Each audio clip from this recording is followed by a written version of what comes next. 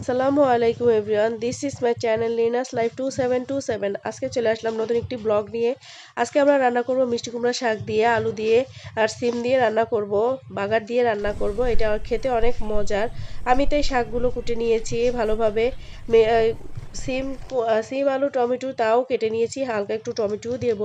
আমরা এই শাকটা রান্না করব বাগার দিয়ে। এটা বরিশালের বিখ্যাত একটা খাবার। আমরা বছরে একবার একবার হলেও এটা খাই। বাজারে দেখি সুন্দর সুন্দর বোম্বাই মরিচ উঠেছে, তাই আমার আব্বুকে দিয়ে একটা বোম্বাই মরিচ কিনে নিয়ে এসেছি। খুবই ঘ্রাণ, এত ঘ্রাণ সচরাচর পাওয়া যায় না, অনেক কষ্ট করে পাওয়া লাগে।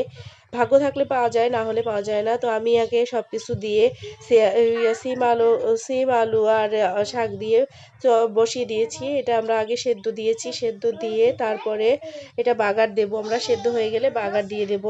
এদিকে আমি লবণ দিয়ে দিচ্ছি, পেঁয়াজ আর রসুন, একটু বোম্বাই মরিচ এগুলো দিয়ে সেদ্ধ দিয়েছি।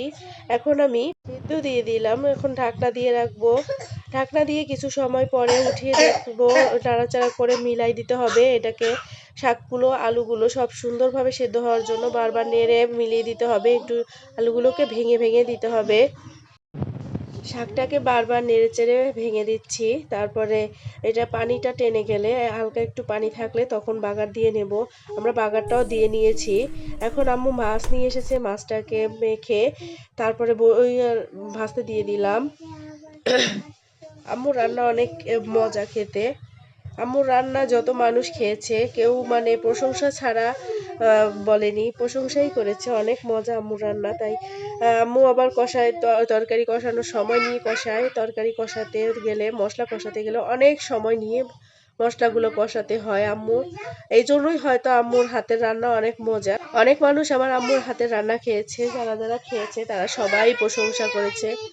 তো আমরা মাছ, মশলা কষানো হয়ে গেছে, মশলা কষিয়ে এখন মাছ দিয়ে দিলাম। মাছটা আস্তে আস্তে ভাজা হচ্ছে, আস্তে আস্তে হবে, না হলে বেশি তাড়াহুড়ো করতে গেলে, মাছগুলো লাড়তে গেলে বেশি ভেঙে যাবে। তাই আস্তে আস্তে করে সুন্দর করে নেড়ে চেড়ে দিচ্ছি। হয়ে গেছে, রান্না হয়ে গেছে। ওকে গাইস, আল্লাহ হাফেজ।